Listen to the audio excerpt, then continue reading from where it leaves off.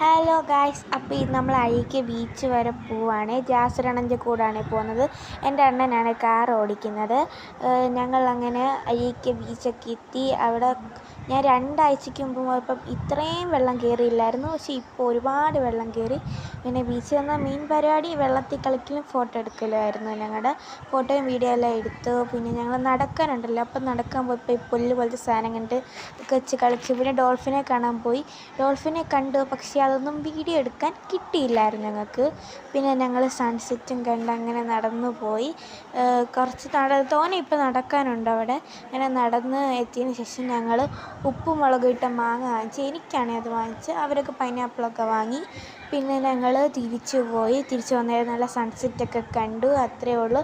Video ഇഷ്ടപ്പെട്ടാൽ like ചെയ്യുക, subscribe ചെയ്യുക. Bye bye.